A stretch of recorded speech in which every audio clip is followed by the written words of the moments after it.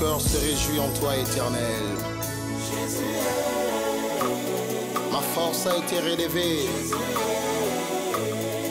par tes bienfaits, ô Jésus.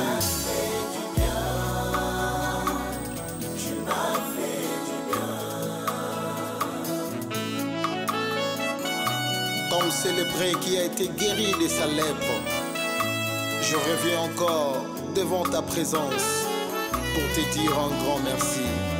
Tu m'as fait du bien. Ton amour a triomphé dans ma vie. Tu m'as fait du bien. Au milieu de mes chants, mon Jésus, jamais tu m'as délaissé. Dans le filet de l'amour, tu m'as tiré.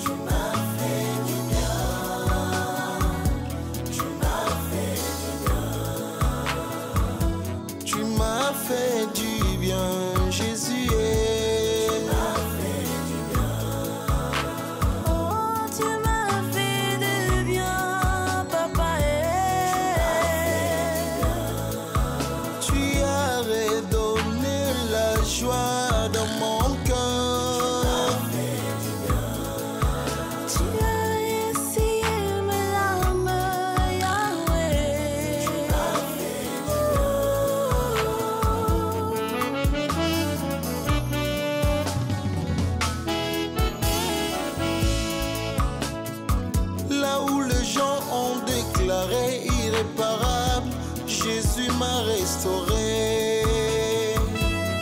Il m'a pris de loin, il m'a changé. Tu m'as trouvé dans la poubelle. Votre père fut un grand ami pour moi. C'était pratiquement un frère. Il est parti à Tigibiso. Mais comme vous savez, il y a un avocat. Donc, j'ai connu tout de lui. Au Nyon Sazaki Nango, Ngai Naye Biango de fond en comble. Nul ne peut m'échapper. N'a pas bien Nyon Soyatiki. Et les testaments, ils ont un bureau dans la coffre. Je les garde jalousement au moment opportun, mais certes, papa n'a bino, bino banana. Donc, il a aligné Bozala uni, Bozabomoko. Vous savez, après la mort d'un parent aussi important, il y a toujours tiraillement, il y a toujours d'incompréhension. Mais ce boza unis en tant que des enfants, ben compréhension et yate. Et ngamoko nazalia wa naza papa nabino. Donc na kolemba bino jamais. En cas de problème, vous avez mon numéro, vous m'appelez. Oui, qui sont abattus sous bayana vie, bayebi souffrance té, abotami na kati ya bomengo, akoni na bomengo, akufi na bomengo. Ngabenga enfant préféré de Dieu. Oui, bito papa mina kufura koketi. Na toya matanga. Tomela ba café sans mapa. Café na ko je m'en souviens, ça na sucre ko ka bien té. Cardozo, oyebi bien que sucre matanga papa songa na sombaka. Nazara na mobali. Bela batu bongo sombi sa comme sucre. Wana période de mobali na wanzela mai Antoine, o azwanga ka 2 semaines na tikinga. Wana boya na Philippe. Eh wote boya na Philippe tika, ye Philippe aza bien so kitimo basaki na makala elinga na teki moko. Oyebi ba fille akine. Café yum to somba. Na mama na ebinga na soma café ngana soma no café carré o kakota mne e ba ba sa kombi. Yo soma busimo ba café camarade na o fanini. Ma chère, ça là est fort. Moni ba komba mibali mususu yango kanga ba vie na biso. Ba mambweni, Luke Badio, Antoine, Philippe, Jean, Mathieu. Luko zo ba kuma ba Rodriguez, Jonathan Rodriguez, ouais, Kitty. Ba Roli. Te wana ya Kitty. Ba Pompidou. Te oya ba génération moya ba génération montante ndeni Pompidou ta niveau Pompidou c'est un nom romantique ah ouais ba comment ba dessin animé ya laisse tomber baza ouvert dessus mon ngana obimselo komba mobali mo osipila te vie edi kasi neti vie edi c'est ko zongi te edingwe zongi na ana komuna yemo kana tia okufa na ngo oga moka matete bon en passant pardon ma chère papa Nabino a tchaki déjà Naomi comme liquidatrice principale déjà. Donc Naomi, rien ne peut se faire sans passer par elle. Vous comprenez? Donc c'est sa fille aînée. Déjà, elle est dans la gestion de plusieurs entreprises de votre papa. Vous connaissez? Donc, cela ne veut pas dire que Yende a hérité de l'Union. Non, non, non. Il faut passer par elle, hein, pour le Camboué Salon. Mais Binounouso, vous avez hérité. Vous comprenez? Oui, c'est normal. Oui, papa. Hein? Oui. Ça va?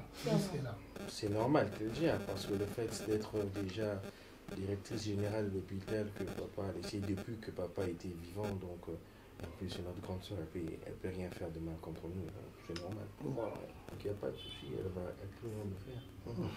Voilà, bien trouvé. Bon, on tenait à vous remercier en tout cas pour tout ce que vous avez fait au nom de ma famille.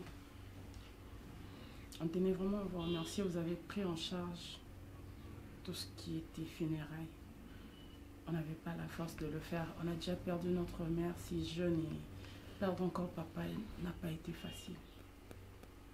Votre soutien a été vraiment d'une grande importance dans notre vie. Et je pense que nous tous ici, nous vous serons toujours reconnaissants, j'allais dire. Reconnaissants, oui.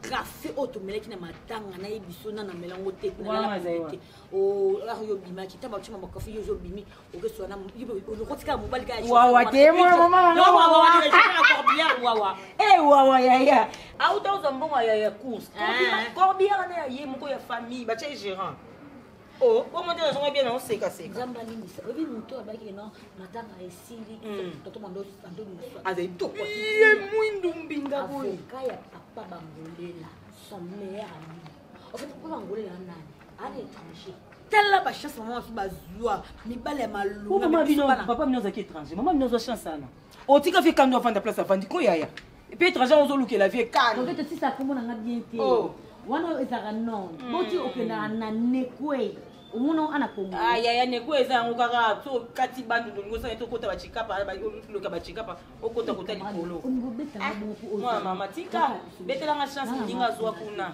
shu siko alokota mama ya ba yingolela na mboka loko amufuta na mboka na mboko yo basikula manyinya ke mboka ko non ça ngote biso da ba posa biso misana kinso ke kuna ici ce que mon est étranger on va porter normalement mission de service voilà ba missionnaire bando kele mboka na ba mission na moni moi si mo kitoko tout akanga mi OK mama na moni nga mission nga sili fona s'installer na kin ay mama papa kanga bon mingo na tout ezeki na poto atia mboka tia awa na Kinshasa à investir oui lelo yo pour ton information nenga daichuana bah bien tout l'héritière c'est qui t'as la bien héritière vous faites bon la cadette ngolé là donc ah donc il y a ça à droit il y a un liquidateur oui bourré na mbongo quand tu vends moi maman parmi ba disciples ils sont finga nani sachez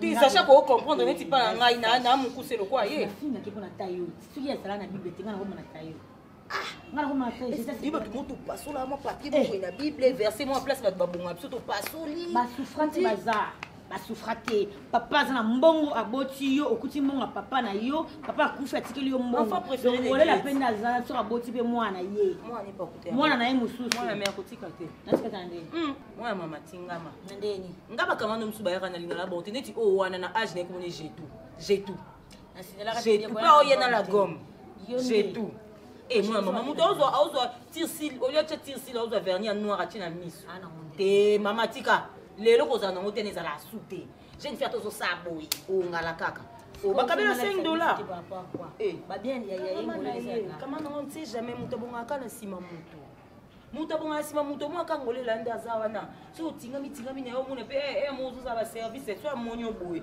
kongola oyo aocomprendre na kati ke oza no lelo te aosoutenir ne yo kaka. Merci infiniment. C'est normal, moi, je suis votre papa. C'est normal. Oui, notre enfant, on vous remercie. Ouais, les testaments, et puis bon, vous pouvez garder, nous. On lui fait confiance. Donc on lui fait confiance, donc on n'a même pas besoin qu'on nous fasse la lecture. Mais bon, si vous le dites... Si, vous sentez obligé de le faire. Non, on peut le faire, mais bon, de toute vous êtes façon... obligé de venir dans mon bureau, comme ça, je vous mets au courant du testament et puis... on va voir des limite. C'est évident, on va voir ce qu'on pourra faire. En tout cas, merci beaucoup. On ne t'a pas servi. Désolé. Quelque chose, on vous amène quelque chose. Juste de l'eau. Ok. Je suis au régime. Je suis mis au régime. Pour éviter... Maintenant, dites-moi un peu, pourquoi vous êtes comme les portraits cachés des papas comme ça, avec votre qui s'assemble assez récent. Oui. Ben oui. C'est mon ami d'enfance. Je suis au régime. C'est normal, ils ont vécu Ben oui. ensemble. Avec l'âge, à force, on amasse de l'âge. Donc, il faut aussi prendre soin de son physique. Tu vas pas te plaindre. On veut toujours ajouter de veste. Et moi, je te préfère comme ça. Comment? Comme ça, sans veste. C'est mieux. On aura quand même des cadres là-bas. D'accord. Tu peux poser ta veste. Je peux faire avec la veste. Comme ça, c'est bien. Sans veste, c'est bien. Mais avec la veste, c'est mieux. C'est mieux. Je sais que tu aimes, c'est ton plan. Ouais. Attends. Dessert encore un peu ici. Voilà. Je donne l'importance à la femme. J'avais quelque chose à te proposer, mais bon, là, tu es aussi pressé apparemment. Je veux juste te prendre un peu de temps. Je ne suis pas pressé, mais je suis prêt. D'accord. Écoute, mon cœur, depuis la disparition de papa, l'entreprise n'a pas de DG. Alors, je me disais, comme toi, tu n'as pas encore trouvé d'emploi, si tu accepteras de travailler là-bas. Si tu seras d'accord, bien sûr. Vu que Emmanuel doit préparer sa mémoire, je ne veux pas l'entasser avec nos programmes, tu vois. Le service demande trop. Et puis toi, tu es aussi du domaine comme des diplômes. Tu m'avais déjà dit que tu avais fait quoi encore comme étude? Je suis licencié en gestion des communications. Voilà, tu seras. Je suis communicologue des formations. Donc voilà, mais si tu me proposes cela, je ne sais pas si c'est grave. C'est question... Qui de mieux que mon chéri dans ces postes? Parce que tu es le seul que je trouve compétent et la seule personne à qui je peux faire totalement confiance. Je dois m'occuper de l'hôpital, du reste de biens et puis tout ça là, des temps qu'Emmanuel aussi trouve un peu d'espace. Marina, je ne veux pas la charge. Ouais, je suis d'accord, je te donne mon aval.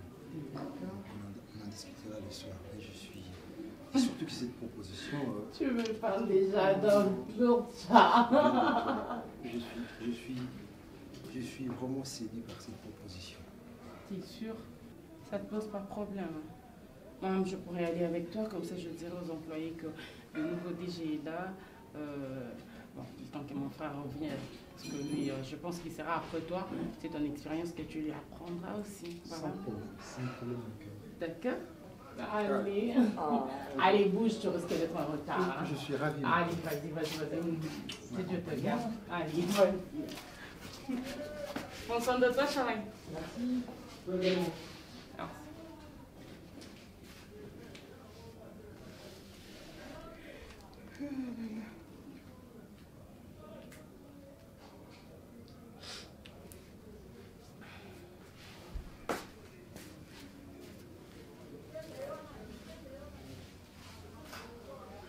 Vous êtes bien? Benjika. Zobien Radjika, Zobien Angouka, le slogan le peuple d'abord. Hein? Faut bien Radjika dans la quintessence. Tu vois? Est-ce que le hiver, ce moment printemps, automne, été. Yo Radjika. Tala mona ba film mona ba neige ba lati kara ba to buka ba eti ba ya ba buka ba nini ana ba glace welo moi. Ngas qu'on a vivant. Tu vois? nabengi okuna ebisa oboye ekenge fait l'homme ekenge fait l'homme omoni portail wana moto akoyika koleka yango ka boye te j'ai risqué ici ndako eza na mwasi ata na okoma ovanda awa te mais moto ana ntima tu vois eya na mwasi mare na bino mimi ye aza suprême a likolo mais pekisinga te lokola un bon maître tu vois un bon homme doit toujours avoir bapina ba réserve pour mère mo fa pemaka mère apemi pendant que mère apemi ozo satisfaire ba les à côté petit na ngaboda mokili eza na basi ebele suni bai baza 10 basi ba 100 alors moi ce koza kala mobali koza kala moi si moto kangami na c'est de l'égoïsme sentimental sexuellement tu es égoïste tu vois mais à part faut chéra jika na boite bon nga ko manam na mera fo yo mona ba ba mi na ngote pesa upenda mimi place oyo awa miroir awa miroir awa mais so tay kuna barot wana ba plan nga ba intérêt nga tu vois ya ba sangsa so mona libele ne awa libele ne petit jika ya sangsa na lekisani wana mimi orange tu vois nazo peso idéologie pour Nathalie sao que malgré ba option ya mère na bino ekoki ko empêcher ngai te ekoki ko comme ça ngai égoïste te ozomona excuse na comprendre par la no soto lo ba na temo lo ba na français na yo comme bien te lingo lo ba ni et on a par là jika biso otika biso lotika biso na kini to komo totanga ka botangi lingala bamamba ba français banini ba courant c'est ma faut ba deuxième secondaire et c'est mamba ba la banini na suka 6e primaire et qui m'a cassé jika en bref na ina isoboy porter wana mutakole ka ngo pampanga te clé nanga on a pesio doublir nango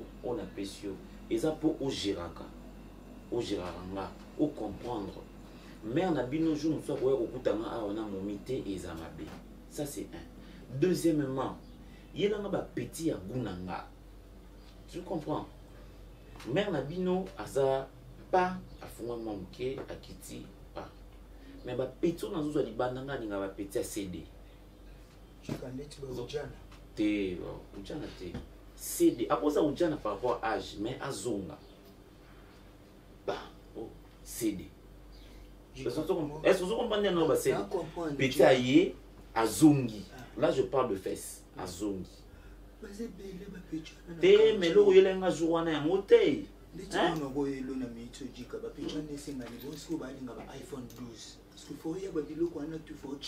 iPhone 12 est en maille. À l'heure où je te parle, ils ont un 4x4 aussi Atlantique et 4x ils ont ouvert. Ils ont une pochette, ils ont un kit, ils ont un accessoire.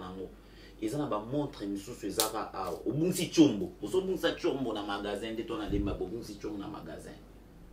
Même temps, et signalé, on essaie de teindre ton téléphone, on essaie de teindre ton téléphone, on essaie de teindre ton téléphone. On essaie de teindre ton téléphone, le bon. On essaie de teindre ton téléphone. Très bien. Le bon score rapide. On essaie de teindre ton téléphone. On essaie de teindre ton téléphone. On essaie de teindre ton téléphone. Eh, tika. Je te dis d'ailleurs. On va bien ma casse. Oui, puis le point on risque. Bon, bref, il y a là un petit propre, un petit CD. Nga vient na yo na ninga ba petit ba forme. Tu vois? Moi le mo boué et ko la ta kola vimbi. Hein? Vimbi. Ils ont ma prestance, ils ont ma intimidation. Tu vois? Alors, il s'appelle Bango. Il faut un égoïste. Et on peut ça, parfum, on peut ça, déodorant. Kabila a petit wana. Et vous pouvez écouter un peu ça. Il peut que nous m'en bien.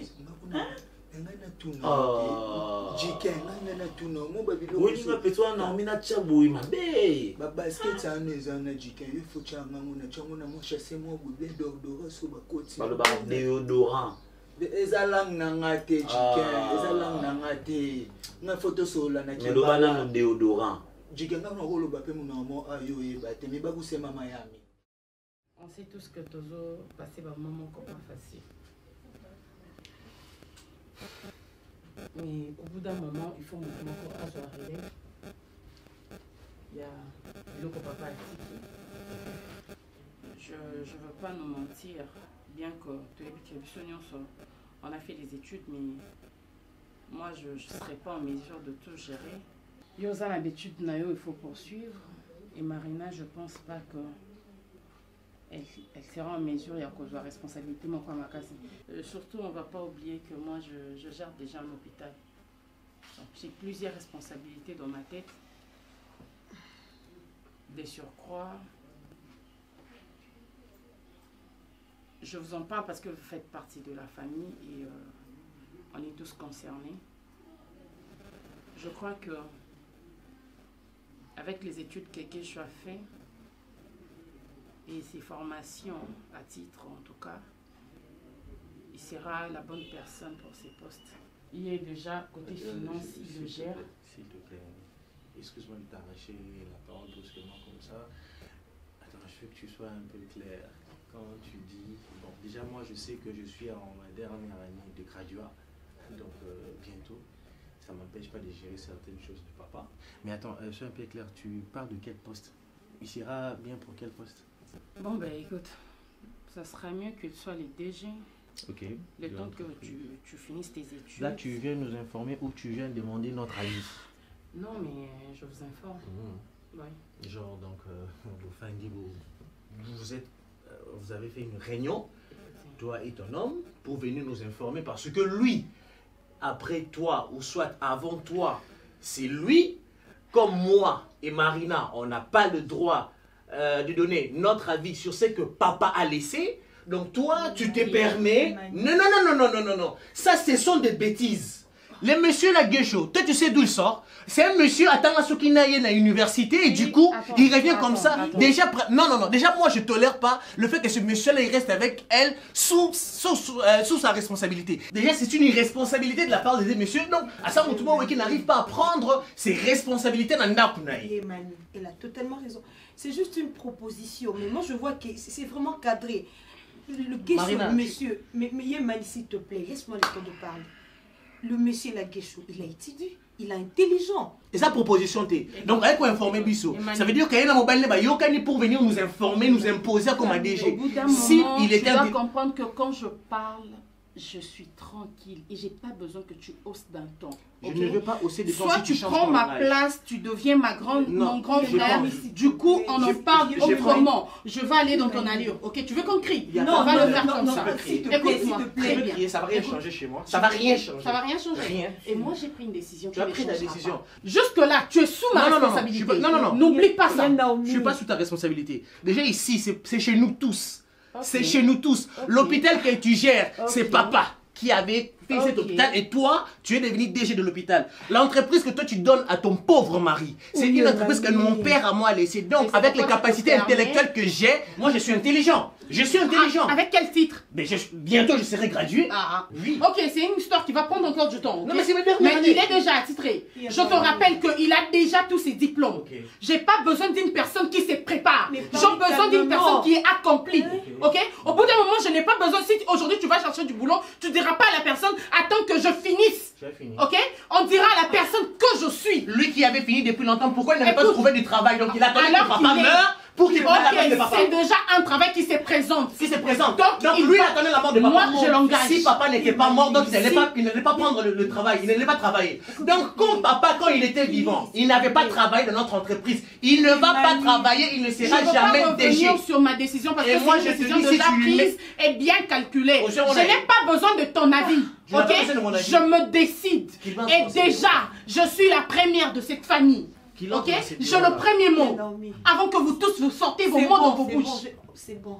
Sachez-le que ce que je dirais, c'est ce qui se fera. Moi, il n'y a pas de problème. Bureau, il va te dire ce que je vais lui faire dans ces bureaux-là. Un homme qui d'abord il habite chez toi. Tu sais que j'ai pas ordonné que tu n'entres pas. Où ça? Tu oublies? Tu as de l'ordre à qui? Tu oublies? Je peux donner l'ordre à toutes ces personnes. Parce que là tu es encore immature. Moi immature? Tu me le prouves. L'immature c'est ton mari? Tu m'indexes. Parce que s'il était mature. Oui, je t'indexes quand tu parles. Je suis pas ton homme qui est immature. Il est immature tellement qu'il est immature, il n'arrive pas à trouver du travail. Il n'arrive pas à trouver du travail. S'il était mature, il devait trouver un travail. Fais-moi autre chose. Prouve-moi que tu es capable de changer ma décision. Je suis capable. Je vais te l'éprouver. Je vais pas te l'éprouver avec mes paroles. Et mon je sais pas bah ben si les beaucoup. On mon père c'est mon nom, ok? Je vais pas ramasser un délinquant. Je vais pas ramasser quelqu'un qui étudie encore comme toi. Il trouve du travail. Il a déjà trouvé un travail. Il travaille que tu te prouveras qu'il fera mieux que toi. Moi, à sa place, je n'ai pas travaillé. Moi, ça fait comme ça, je n'ai pas travaillé. Il a même pas honte. Tu n'as même pas honte que mon bal, il a eu aux OPC mon salaire. Il a entraîné sa papa à Bino. Moi, à sa place, je n'allais pas accepter le travail. Moi, c'est OPC. Oh. C'est quel genre d'homme comme ça, un homme comme ça? Tu vis sur le toit d'une femme et après.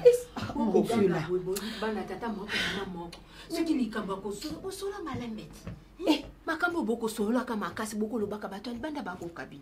Boko zana sécurité. Boko zana sécurité familiale té. Botika ko loba boko ko sala makambo mabena na. Boko ko ezate t'inquiète, il y a rien. Ça on a posé. T'es asili qui fait alors bien. Asili qui te ko. Na ki kuna samba na ko lala ko kaboko ganga boko ganga. Boko na bien ke wana. Asa que déjà zamba poso msosa la pona ndako. Na ki na posa na sola na e. Ah bon? Non, il bisa. Faut soit la peine en bas d'une année. Faut soit en bas. Que le paie maintenant encore. Oui.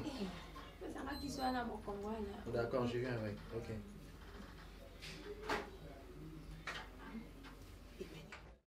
Sangata moi ni tena benga tata. Usaka na ngai to za kuyu. Il faut ko ngwambo kaka. Wa kizaza pekala. Bako futa mbongo mikono so ni manu sengi bwa pesi yo, sengi bwa pesi yo.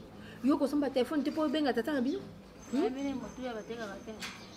Kasi tuna pe manu ngakompele ngia hotel. Oko jasu mbongo one ngali ko pesa o. Ya wata zu ya usala wana ya ngoni. So zimbong dengi mania futa kayo. Sala wana ya ngoni.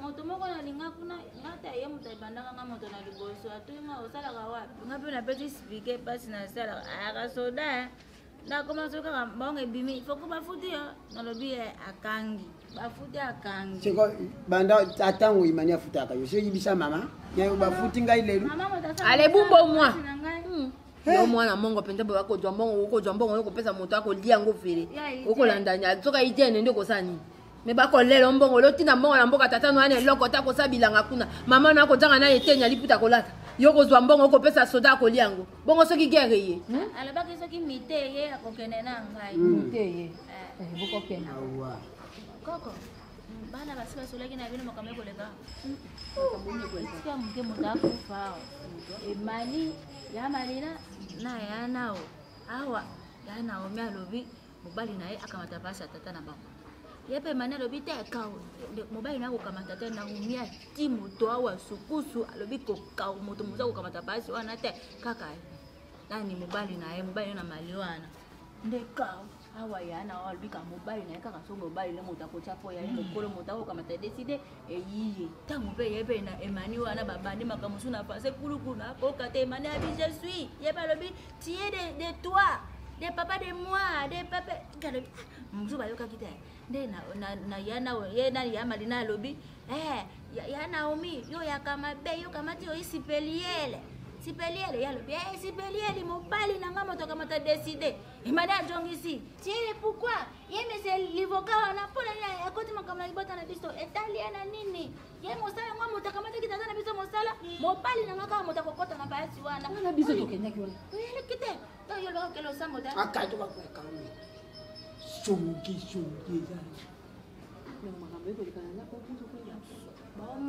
kanga munangu ende Naomi alanga bomo kanda kite sefu emani pasanga te bomo kawa ko kite sefu ende mo bale sefu mimele menye sefu emani akele mi bona dozo bolo noko ta ndenge pesa kamisi soka wiki mangu bedi doza matoi wa mtida ngulu kule ya mususu bena kikoko pepe na meme soki ba timu tu makasi ba kotelinga tena makamna meseli voka wana na jongo se ba ngombo ka le tout le village nde na mutu na bongo mosala wana soki ba tikaka na jongo se ba ngombo adivini ni na mutu alini mutu wa msala ngula yote ngayata imandi deketi Naomi alubiawa madina alubi ngana milo tukuzunga tene yo okuzunga mbandaka yo mutu akolwa to makambo malala tebike isongi mutu akopanja biso sango na vie me makambo akoyebisa biso ko kateke makambo moko asombo alubi makambo ya madara me atika sungiso yaza dia oyibu kolwana naza kumata na venya aja kusolda amuninga amedi maduba pesa bamone babenga kinga ifo kuyaka boni matanga loso kunda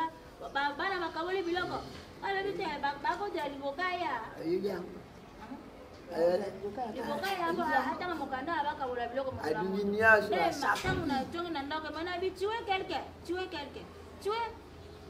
Quand tu vois qu'on a tué quelqu'un, ouais.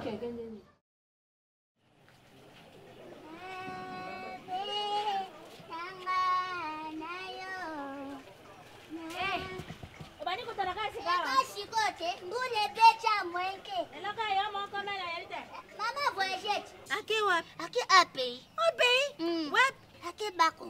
Wana ape wana libanda de? Uya ke libanda mbokati. Nana tune. Boni kuli evolution papa ngo bakundi deja. Ya matanga bapandi on na mona ki mele temela ya kitela matanga. Mama oyande li biso babola wa matanga batu bazwati. Na matanga bengala ngane moto. Kokole ya kuvaka moto ebosa kota lopango mama na binoti. Moto ya kolela mama na binoti. Biso kuna ta bakundi wapi? Bakundi pasi bakundaka bato kuna ta. Kota batambongo bakundi. Mais il est un étranger. Bitumba. Rozanga te pour papa étranger. A botina ba Afrique c'est normal. Étranger bapaya. Kuna ne bitumia na ndako te. Kaka papa kufa ata mbula moko ekokite bana bako. Bomana nde kuna na loba na umi wana monene wana lokola mutalia katango nyoso wana. Ngapa yoka na kipaka na bango te. Kuna bako bomana ida. Bako bomana. Ngaka tang badengi foko yaka na maye. Na ye na pesi mai. Ngatendika wana te. Na yoka bapomani kuna bande kone na monde kone musuza na mwasi wana. Na ome alingi mobile moko. Nde loka bako luka mutati kana kompani. Na ome abiba kama mobile na wana bati ali. Bande kope baboyi. Musuza bi mobile wana alingi yoka pone tele. Nde na mbongo na tata. J'ai la gasse, on a quoi? Visage n'est pas ressemble. Visage était. Ayaki. J'ai là. Oh, elle est en complet noir, mais ça quoi base? Mais ça quoi base?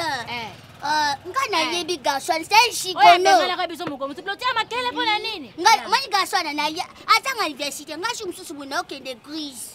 Na mon garçon, on a Naomi. Azo beta nami azo beta nami ngabino mi kuma nami ako se laisser faire si boy peta ba beta ke boy apis comme na garçon ali nami te am tay profit ngana lobaki na bango asa mu tay profit ala nami asa mo ngona ba nona set ba nami ana zo mona ana zo kwa ka mai amani ngana venio batu nyosa ba ibinga ka kipa makamba batu te po ozo mona baba no ti ba yaka ba ka mike misutu nami ana bisu ba na mi ona tilela suba. Oh, tilela suba ka. Ka babi mobile wana lingi ka falanga na bino. Alingi yote ye ba linga ka. Omoni ngai ngakota makamba batite bene na omona gaswa na za escrow. Ako escrow ken pa sa bi ke mani na minda za azamwa. Ngamo kona kangi bango mo ba sala kala. Matanga na tata na bango ye na mi akopesa embongo. Na mona. Bonjour mamino.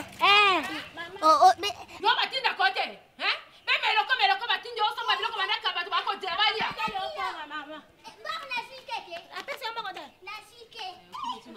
Mama. Boni mama. Matanga ke bien. Sabe donner la canne mpandi. Il faut pas essayer de kunda papa mais to ya kike. Vraiment. Kana utongo yo mto ya na ka becho ya na misho na utongelo ni nilo. So ya ka mukoko kaka yete. Kota boyo moto ko lobisa ka bato bana lopango pe bakanga porte yo kaka ko bima ko lobaka ka ko libanda. Ko lobana ma bete mama nilo. Ngani nateka bwana unateka na mbongo noti. Okay, boni ko sabote ngabwe. Mama bino bana kisasa bwani na impotence. Biso ya boka ngai moto mokolo boyo ko telema ngana maloba. Kasha mningano. Bongo yoko lobana ngana mningano. Elim sana za bakuye pa, elim sana ba. Bana kisasa bokoma na taota oboka bino be wene. Ngai mama mokolo boyo pe mwana mokotelemi liboso na ngape to twana na yo. Bino bana ndoki. Bana kisasa ngala ko ba ndenge boko vivre kwete. Wana indoki. So continue no beta. Yoko betanga.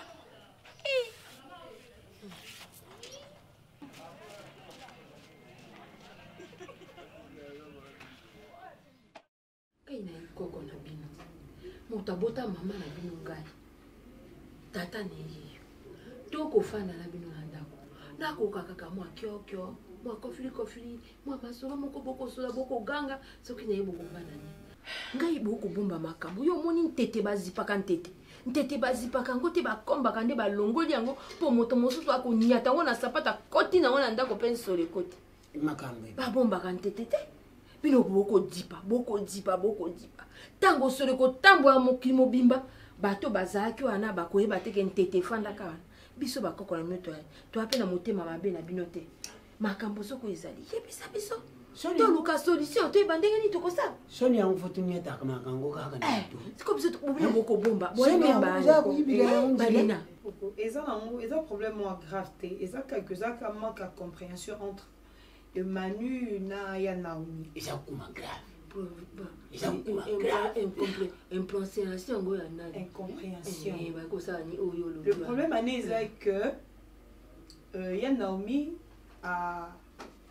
aibisa biso que autcha mobali na ye comme 2G entreprise akoma kwa motali boso kwa motali boso po abanda kosala tant que Manu nanu asisi vraiment ba étude na été moi dans ma part dans mon alanga ils a problème té c'est juste le cas que Mani azo compliqué donc ils a qu'à likamba compréhension coco de ma part nga moné nango et ils ont likamba mabité les temps que Mani asisi ba étude na a que remplacer na bon nous comprendre que Mani azo compliqué dans chaque jour ba discussion donc et comme makasi ya wala makambo wana balobaka moto yaka te kopesa mwa koya koloba makambo na nko ekika likambo akosolola likambo wana bokoboma na wana yakoma mokonzi yakoma mokonzi yale kwa bokoboma na bayanga bovandi koko papa papa ta koko tala makambo toko lobe boye nalingi mobali nanga lokwa Emmanuel na mwa mokasi sikasi te ye akoma mokonzi soki Emmanuel sisi kasi ndia ya zongi mokonzi kasi oyo ba ya ko sama kamo na kanai ye na mi ye kanai Emmanuel penko sikato sande nko yango na ndengu ya kutira yangu bila unaweza kunindire mitune bino jana ba mpeshe busa kutanga kalasi ya madame utangi na ba ikori ya madame faut que je les jolis ya mtu oyu atangina me ko yanguza kutanguza kuibira yangu njirete Manu ndazo comprendre aku comprendre tendenge nini ye nani mutu yeli bosu bisa kuza ba étiquette ba responsabilité na banani ba commentaire mais sikawa mondo kama ko la ka ebimisaka so mais makambo ebimaka na monoko no il faut kanga ko na matoi ye azali wa bien nomi azalaka bon pour nini kubyanga hivi bisa ye oku alubie soki okuteni na bangu te o akante kama bi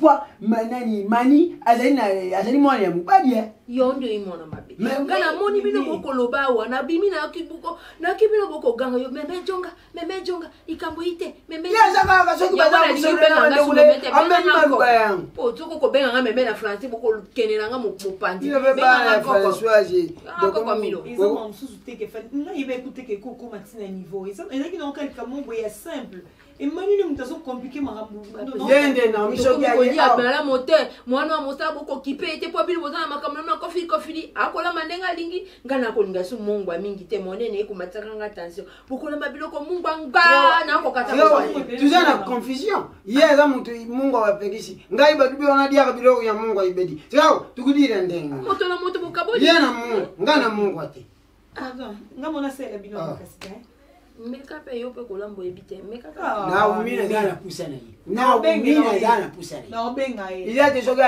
aye ulemba amana mukongo nayo ngefejaka ayo uyago basi na biso na makambo ndenge mbongo ya mwana na biso mama na bango mwana obiso to boti biloko ya mwana na biso kutojwa te loko te to fai na ndako bango ko sa makambo ya bango ya kobomba na bango ninde ba trike ba jeransi yango yukaka ba famille muzuzu bakametaka jeransi anetiki yango kwa na mwana ya mubali po imani po sana moba kanda po neza kumuna mutazana jeransi yewana ayala so meme anyemi ayeku soba amana mukongo na waya meme nane mwani bien ndoyi utiki balwa makambo usu makambo lo bakutu niyo zali wana niyo zali wana te niyo zali wana pesa ngapi bako na dia ngani kwa kama tika ngai na bwande tellement na rapeka tellement ngamuko toto mami mais aussi kaya gaye moko ya gaye que mais mutu alobi kutobi mais yo zo ba système wana pour ngana lelo tina hiver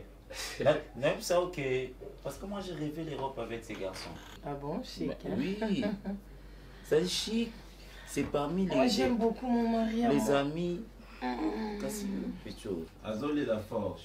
Naïb ça ou pas. Par rapport. Mais un chic mais banda boye pour présenter mais après la taille nanga, moi si je te mets comme ça hein. Non non, je profite na présenter yo, ça c'est Tracy. Tracy c'est d'Acosta. Chic qui est malembe. Les qui n'avaient moi aussi. Naïb ça on a katala ina vanda. Ah, madame Yeyo. Mère à Boupia. Ah, Tracy a chanté, hein. Merci, tante. Maman Boupia, on peut pas d'accord. Lui, c'est mon frère.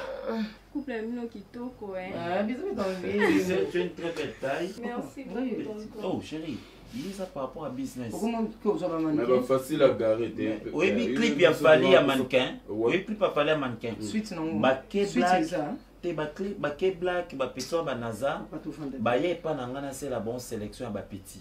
Alors, na bende la bango ba petit, moi petit was un gros plan. Et ça aux mannequin. Non, c'est comment madame, tu comprends pas mon boulot. Ambiance. Bébé, tu comprends. Bana moi ça bata vandi ka kolula non c'est ami. Tenga rafia zuwa, ngana manifesta zuwa pour dulanga. Mami, moi ça n'est pas naé. Maman ça on kana moi iboy. Tanti mimi vraiment. Moi ça n'est pas naé, on a trop jeté. Et après c'est bello, j'ai belé mon ngana. Ouf, maman mboyo, yoni mutobanda. Ouf. Non, aza. Bodaza. Bon Mélanie non c'est. Mais là vite le Mélanie va. Boda. Oui maman. Yaka bébé please. Yeah, nem ça ok, bampu, monde la tcha boda. Kona inter, na ouais, tu peux comment créer boda. Maman t'a mais ça ni ko boda. Boda ça non bisou quoi. Oh. Na linga gidi c'est très cool. Boda. Boda, boda. Mais tanti mimi oza gentil makasi. Tenga ce qu'on a dans la gentil, mais na mobali moi d'accord sanda zabwe. Au point final nanga. Mambo sala nga son apesio d'Acosta. Tobe bana, tokama binemi. Boda te mana ko. Mais on je suis mbela batumbo gombela. Ozambe wana na pesa kyo. Ouais, exactement. Livre sterling au moins déjà passe ba changer ngo. Mais qu'il n'y a pas Pierrot mais il faut ville cave. Livre sterling on est à 150. C'est à forme que. Bon, à forme que c'est nga faut les châteaux. Bodambo on est à combien billet combien? Da. Ouais. Si c'est comme ça, on peut déplacer tout qui est nepsoka. Ouais, trop qui nepsoki une place. Ben oui, il y a quand même à savourer Jika. Papa Chic, moi je reste avec Boda. Comment ça, maman? Boda. Tanti mimi otika là. Tenga tika na Boda l'état total à série. Tanti mimi on toi gentil. Kende na gare centrale. Hein? Changer ba wana nyon surtout et pour ça aux environs il y a 48 000 ah, vous là-bas, Boda est compliqué na calcul. Tout ça, les gars, route ensemble, les gars, accompagné Boda. Tout ça, les onini papa. C'est simple. Baro ça mambo tu vas gérer quand na chombo. Ça na komi kuna sali tout. Ouf. Pour gérer quand na chombo. Tu sais pourquoi? Tu sais pourquoi avant la zone à Boebi que balongola nga Marseille on va à Bordeaux, après Bordeaux j'ai encore déconné, balongola à Bordeaux na Paris. Tu vois quand tu fais ces choses, je peux délirer là. Si tu délires, ça fait quoi? Ouf. Non, ouf, sérieusement, je vais péter. Si tu pètes, moi aussi je vais péter. Ouf, je vais péter. Oui, je vais péter aussi. On se connaît très bien. Ouf, je vais péter. Moi aussi je vais péter. Tu vois? Sois l'est, sois Ouf, tu fais ça, moi je saute sur toi. On est là quand même. Tu fais ça, moi je saute sur toi. Tu vois un binoto qui est chaud. Boda, va me changer ces billets-là. La perturbation à mémoire. Hein? Va me changer ces billets-là. Il y a combien de billets? Tu as combien de billets d'euros là? Je t'ai remis presque 300 ou 400 euros, non? 430 euros. Va me changer tout ça en francs, votre franc congolais là. Change-moi ça. Je vais me balader avec mon ami et sa femme. Hein? Je vais me balader. Je comprends pas d'où il vient cette idée. Je sais pas papa, quand on est liquidatrice, comme vous aviez dit l'autre fois, donc le fait d'être liquidatrice, Azan a obligation et qu'on posait sur la décision naïve. Comment elle peut venir nous dire que Mobile est à partir il y a les lots, il y a une toi comme à remplacer papa comme un PDG entreprise. Donc elle est venue ici nous dire que comme papa Azate, place Wana, il faut Mobile est sans demander notre avis. Sans demander notre consentement. Nom de Dieu. Attends, conseil Nabiso Ayokiti. Tout ça parce que moi j'ai dit non, c'est impossible. Je pensais même qu'elle tournait plus. Mais où est-ce qu'elle va chercher tout ça? Je ne sais pas. Soi-disant, son mari, il a des compétences. Et moi, je me pose la question avec toutes ces compétences. Pourquoi Zalaka chômeur? Azali Kara papa Koufa pour que Aja place la PDG. Mais Naomi me déçoit. Naomi me déçoit. Non, papa, il faut que tu lui parles parce que moi, c'est vrai que Naomi est la liquidatrice principale par rapport à testament. Mais elle ne peut pas vous imposer spontanément qu'il peut prendre quelqu'un de l'extérieur, par exemple. Il a une entreprise. C'est ce que moi je suis en train de dire. De l'extérieur, par exemple. Mais quand il s'agit de son mari, il faut tout la pour se concerter. Elle n'a pas fait ça. Je voudrais que Natia Mobali Nanga par rapport à ma compétence. Vous en pensez quoi? Vous en pensez quoi? Voilà. Elle n'a pas fait ça. Elle n'a pas fait ça. Elle vous impose ça. Non, non, là je ne suis pas d'accord. Là je ne suis pas d'accord. Je dois lui parler. Oui. Faut lui parler. Faut lui parler peut-être à revenir à la raison. Attention, votre père m'avait dit de vous dire, je souligne ça en rouge, que vous devez rester unis. Là où il est là, il est en train de se retourner dans sa tombe. Comment, à peine, même pas une année, Obani Baba Kerel Yaboe, Bonibo Tchangawati. Donc, Bozo Banga Kutunga été. C'est ça. Mais non, Bonibo Tchangawapi, Bonibo Kota discorde, pourquoi? Quand moi je suis venu ici vous parler, est-ce que je vous ai parlé de ça là? C'est Naomi, papa. Mais pourquoi Bonibo Kakasikoyo, vraiment? Je pense qu'elle doit être au boulot. Hein? Ouais, je pense. Mais je ne vais pas aller lui déranger au boulot. Hein? Je sais ce que je vais faire. D'accord. Tu comprends? Reste tranquille. Et Marina, comment elle a appris ça? Apparemment, elle est d'accord. Moi, vous savez, Marina n'a pas souvent de position. Quand c'est Naomi qui parle, comme c'est la grande sœur, elle se plie. Moi, je ne suis pas comme ça. Ouais, bon. Bon, panique pas. Hein? Okay. Je vais m'en charger. Je vais m'en charger. Bonne journée. Merci à toi. Marina.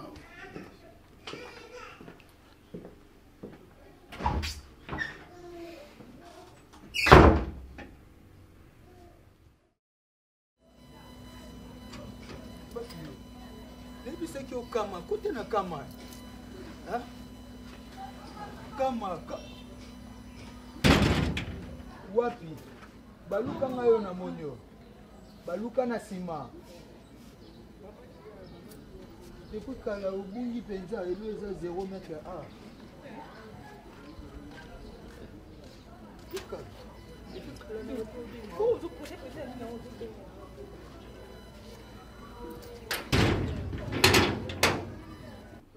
Merci de disposer de votre temps. Tokutana. Je pense que vous amenez un conflit interne là où il n'y a pas. Et cela va nous amener à rien que notre trouble. Parce que incompréhension est commis mutuelle. Ngana lingi boye, ngana lingi boye te, oyo kuna tchemboye, oyo pena lingi bongo te. Où va-t-on? Où va-t-on? Bolimbo salir mémoire à papa na mino kaka lelo boye. Qu'est-ce que les gens vont dire? Naomi, tu dois donner l'exemple. Tu es la fille aînée. C'est toi qui dois montrer et donner l'exemple à tes frères. Mais c'est toi qui amènes les discordes. Quoi que tu sois la liquidatrice principale, tu ne peux pas t'imposer comme ça. Au Mobali Nayo, au PDG, il y a entreprise, sans en parler à ton frère et à ta petite soeur. Non. Là, je dis non.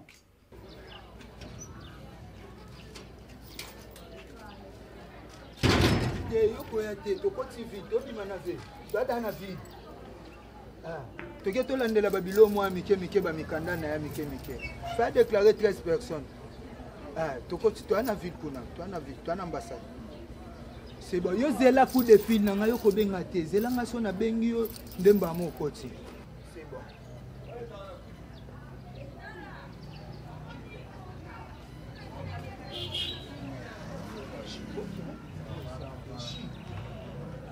Vous devez vous concerter et poser une décision commune. Il y a ça, Bobo Tchaye en place. Et là, je vous parle pas comme un avocat, mais comme votre papa. Je suis désolée, il est plus. Hein? Pardon? C'est pas mon père qui parle. Oh, c'est comme ça que tu t'adresses à la... Et moi, je suis qui? Moi, je suis qui? Au bout d'un moment, quelqu'un devrait s'élever dans cette famille pour parler. Et je pense que je suis en habilité pour le faire. Ah bon? Écoutez, je vais être clair envers vous. Je ne vais pas prendre tout mon temps pour discuter d'une chose qui a été déjà dite. Avant de parler, je consultais mes frères. J'ai échangé avec eux. Je crois Marina était d'avis. Mais comme lui, ils sont tétés et ils continuent à le faire. Je veux faire ça comme ça. C'est une décision prise et longuement réfléchie. Longuement réfléchi par rapport à quel temps? Toi, tu m'as consulté? J'étais pas obligée. Eh, ah bon? Vous étiez l'ami à mon père, pas mon ami. Oh. Et surtout pas mon conseiller. Ah, écoute-moi d'abord, écoute-moi. Eh, ma fille, je ne permettrai pas du tout que tu me manques du respect délibérément comme ça. Seigneur. C'est comme si je t'avais insulté, c'est comme si j'ai parlé mal là. Qu'est-ce que tu te prends? Eh. Mais j'écris parce que tu fais de l'insubordination.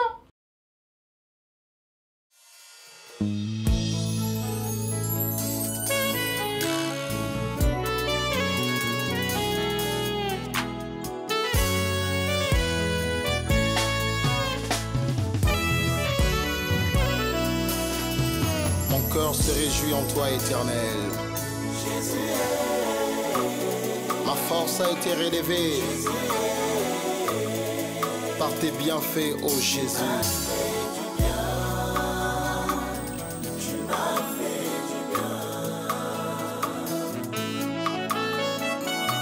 Comme célébré qui a été guéri de sa lèpre, je reviens encore devant ta présence pour te dire un grand merci.